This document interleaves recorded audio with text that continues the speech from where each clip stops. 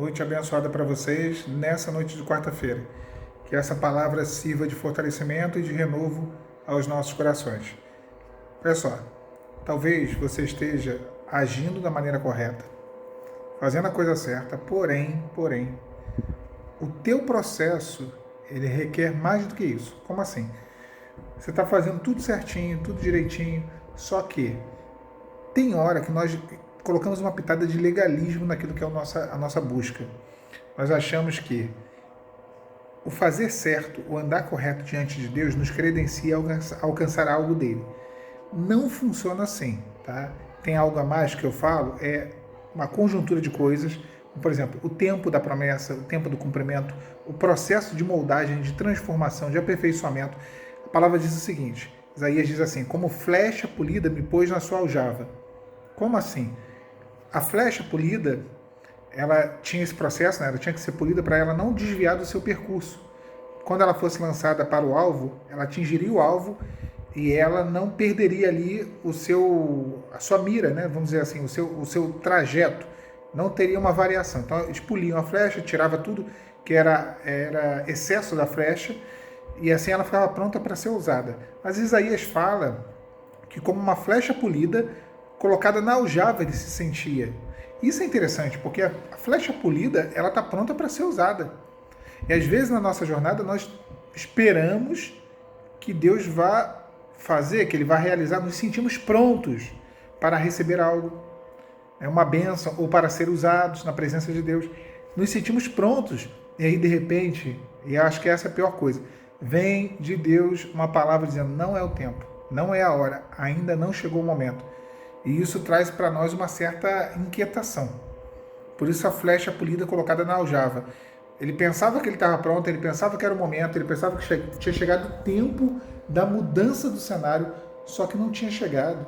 Ainda não era o tempo, ainda não era o momento. E o Senhor foi e guardou a flecha polida, ou seja, falou para ele, olha, não é o tempo, calma. Aguarda que ainda tem mais uma jornada aí para poder você cumprir. E talvez você esteja passando por isso, por uma situação onde você viu as coisas acontecendo e você teve aquela sensação de pré-milagre. Sensação de que o milagre está ali. De que você está entrando na terra da promessa, de que você vai receber a tua bênção e de que aquilo que o Senhor te prometeu vai se cumprir. Já está chegando. E aí de repente você tem os teus planos, os teus anseios frustrados. Ainda não tinha chegado o momento. Essa sensação, ela não é fácil, né? Essa sensação de quase, de pensar que o milagre vai acontecer, de pensar que a bênção vai, de fato, né, se tornar uma realidade e não se tornar. Agora tem um detalhe bem interessante sobre a flecha.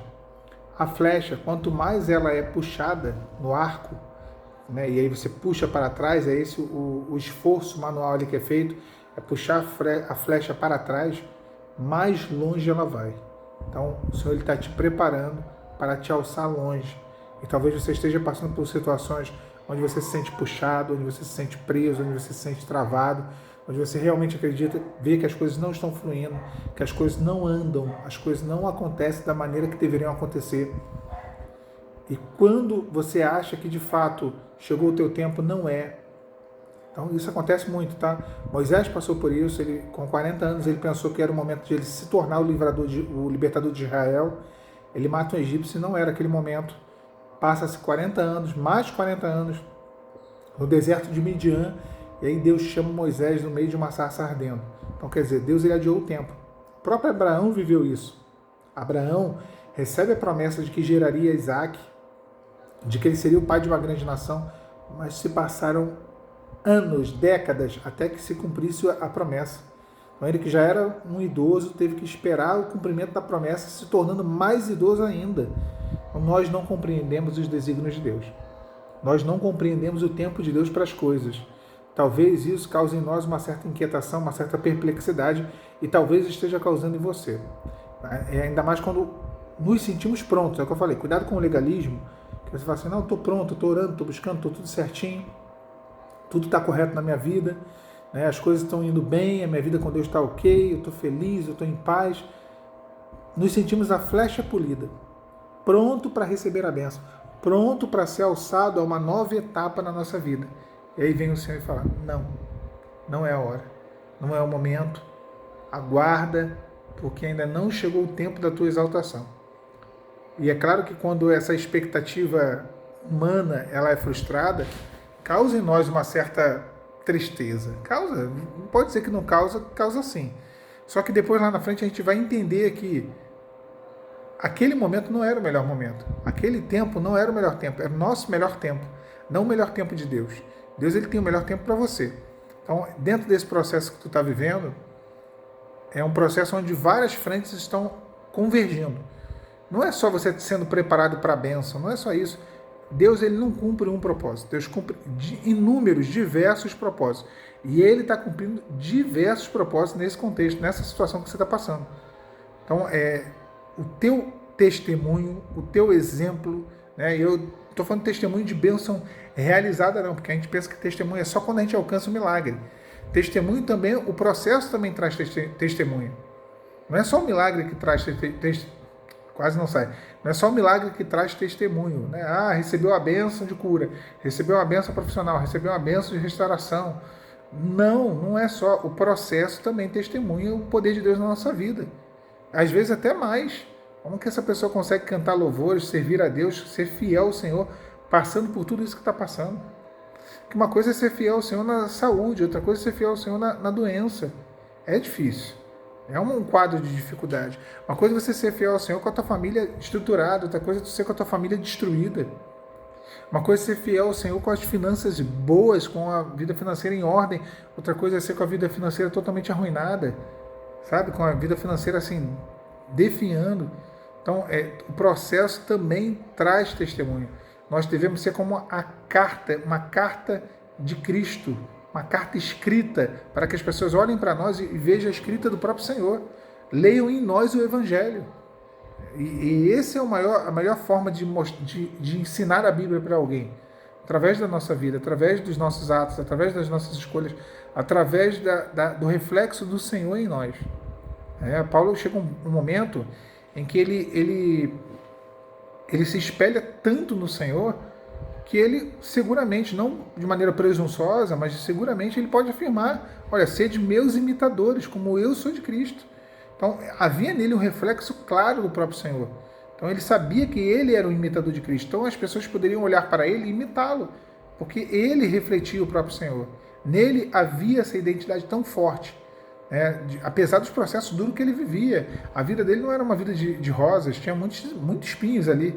Você vê ele sendo apedrejado, passando por naufrágio, sendo picado por cobra, sendo chicoteado, sendo preso, algumas prisões. Então, situações inúmeras que ele passou de dificuldade. E ele fala assim, essa leve e momentânea tribulação produz para nós um peso de glória muito excelente. Ou seja, o que ele está dizendo aí? Olha, eu estou sofrendo aqui nessa terra, mas eu sei que isso tudo conta para a eternidade. Que isso tudo vai me levar a um caminho de salvação, um caminho de vida eterna. Então, é essa experiência que Deus quer que tenhamos. Tá? Então, assim, às vezes, como falei no início, sentimos preparados, prontos, mas não estamos. Por isso que às vezes Deus nos guarda como flecha polida, porque não é o momento, não é o tempo da exaltação. A coisa certa na hora errada não é bênção, é maldição. A palavra fala em Apocalipse que todo joelho se dobrará diante do Senhor. E diz que toda língua confessará. Mas quando Jesus é tentado, Satanás leva ele para o alto do pináculo do templo e fala assim, se prostrado me adorares, dar-te-ei todos os reinos. Jesus sabia que os reinos seriam dados a ele, não naquele momento. Então o inimigo ele estava tentando tirar, ou na verdade fazer com que Jesus ele antecipasse coisas na sua vida. E ainda com uma coisa que não poderia, que era se prostrar diante de Satanás. E aí Jesus ele responde, somente ao Senhor Deus adorarás, e só a Ele prestarás culto. Então, existe um tempo certo para as coisas. Existe um tempo certo. Talvez hoje você se sinta assim. Talvez eu esteja falando com alguém que está se sentindo pronto, preparado, mas tem visto Deus adiar. Deus tem adiado os planos, mesmo você se sentindo pronto, mesmo você sentindo que já chegou a hora. Deus está te colocando na aljava, te guardando, e você fala, Senhor, não estou entendendo. Quando será? O Senhor manda te dizer, tenha calma. Aquieta, tenha calma, porque o tempo da sua exaltação é breve. Por hora, Deus está agindo assim com você, Ele vê o todo, Ele sabe por que Ele está agindo, confia. Confia na onisciência de Deus. E deixa o Senhor agir sobre essa questão na hora certa, Ele vai puxar essa flecha da aljava e vai lançar ela o mais longe possível. Você vai cumprir, na verdade, Deus vai cumprir os desígnios dele na sua vida. Você vai alcançar aquilo que são as promessas do Senhor para você. Aquilo que você sabe que precisa, que é uma oração sua, que é uma necessidade, que é um sonho seu, deleita-te no Senhor e Ele concederá os desejos do teu coração. Tá bom? Descansa sobre essa palavra. Que Deus te abençoe nessa noite.